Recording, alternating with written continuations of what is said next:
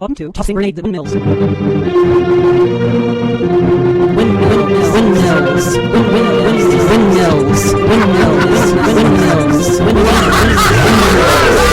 Windmills.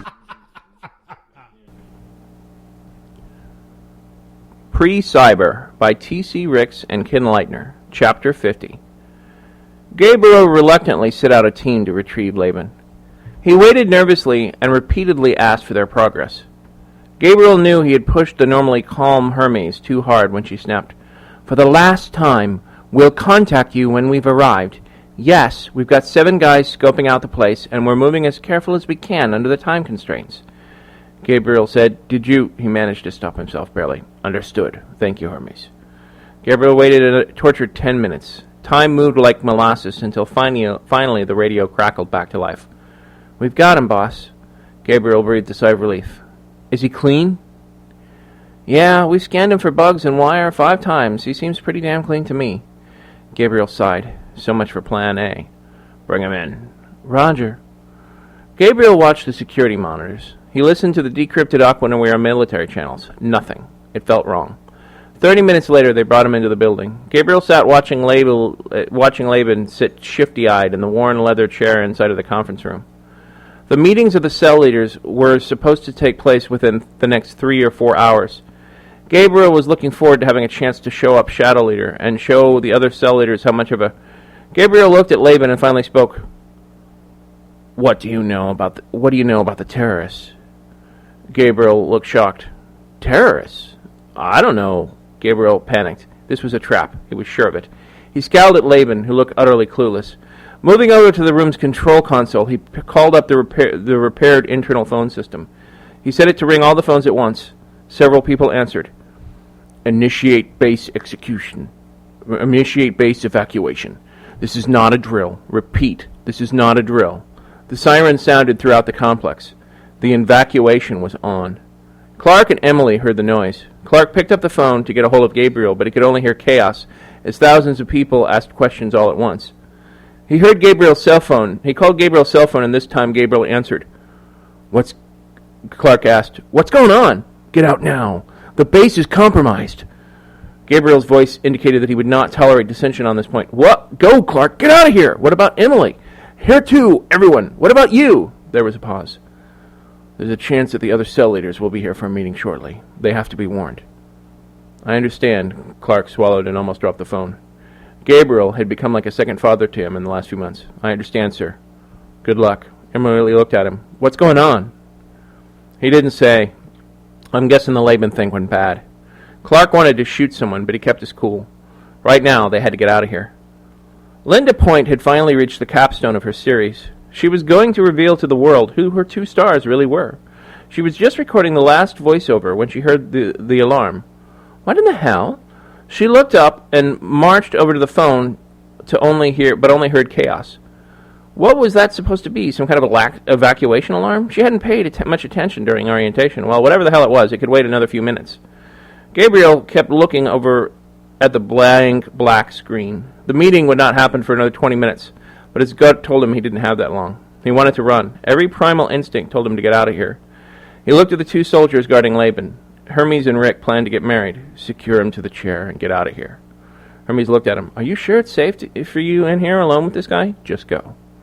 Rick looked up as he was going to protest, but saw the determination on Gabriel's face. The 2 of them left.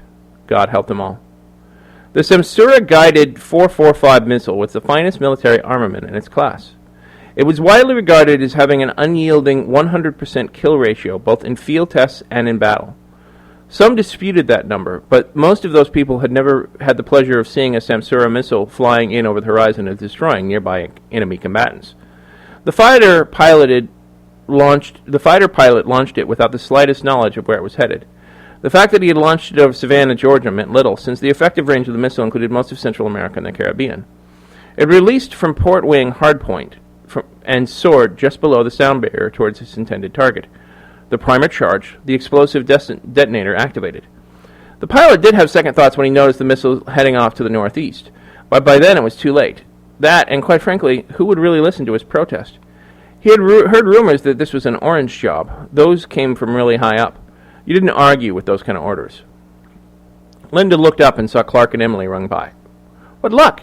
She ran to the door and yelled after them, "Where do you think you're going?"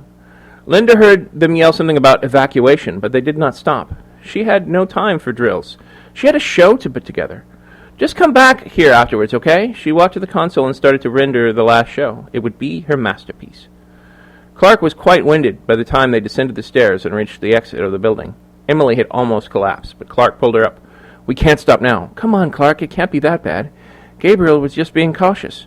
Clark pointed at the trail of fire in the sky. "Run!" Emily looked up disbelievingly, muttered, "Oh my God," and ran after Clark. The missile struck the building on the third floor. It did not explode immediately. Its kinetic energy and titanium nose carried it through the exterior brick walls and into the conference room in which Laban sat. It reached a point within 50 centimeters of Laban's body. It detonated. The two people remaining on the third floor died instantly as their bodies disintegrated in the blast. The resulting force blew out all the load-bearing pillars. Linda sat high above the explosion on the top floor of the computer labs.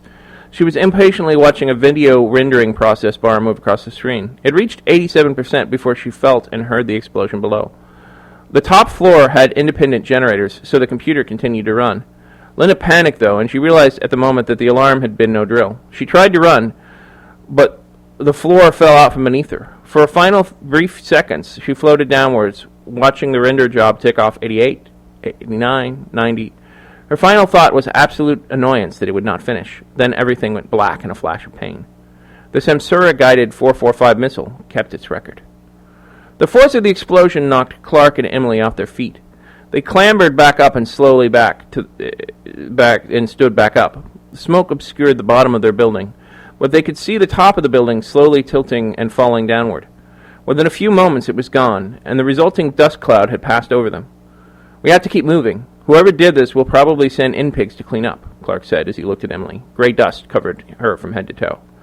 "Shouldn't we go back and check on Gabriel?" Emily could barely breathe the last words in the thick smoke.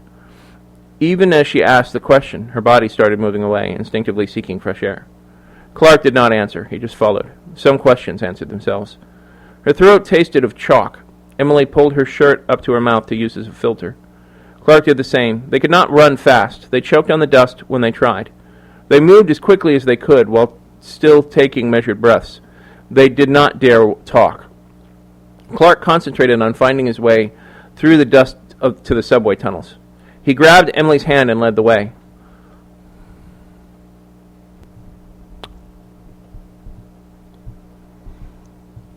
She stumbled along, devoid of sensory input. Everything went quiet in the aftermath. Perhaps the dust absorbed some of the background noise, like snow will in a gentle winter snowfall. Her eyes shut out the light and dust. Her body was so coated in dust and ash that she could not feel the wind against her skin. Her mind, free of input, wandered around making new connections. At first she thought they must have had a mole. Then she blamed Laban. But Laban had died in the explosion. Slowly, something bigger took shape in her mind. The mole had been at the cell leader level.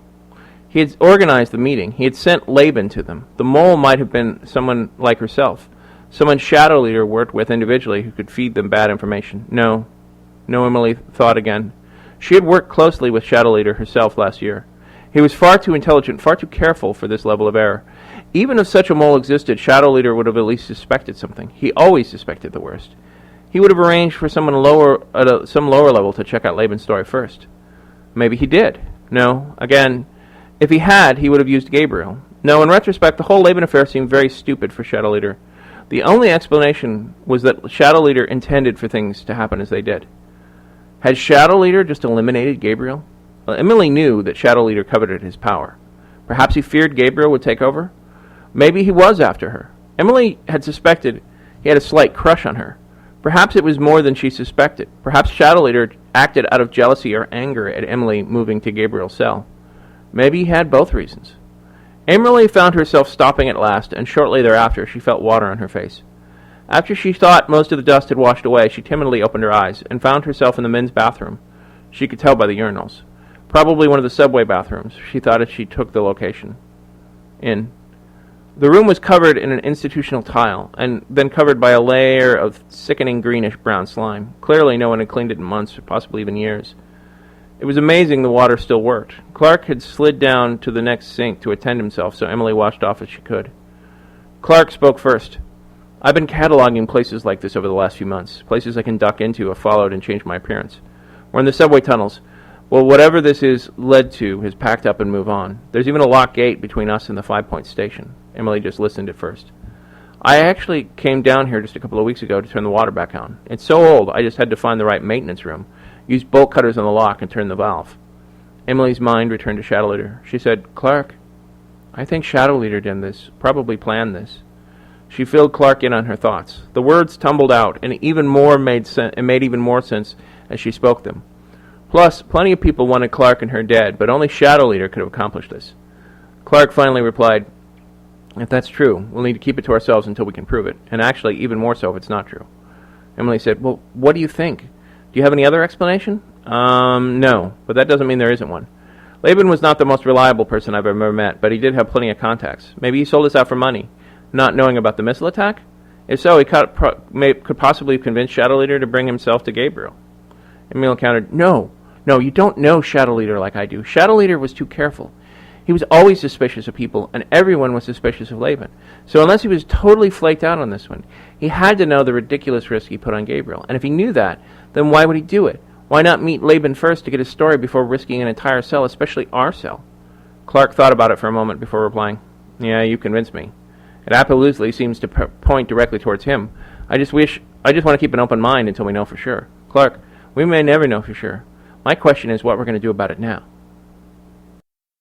Grenades at Windmills podcast. I'm Thomas Ricks. Music by Melanie Ricks. Voices by Skip Huffman and Josie Bergen-Lawson.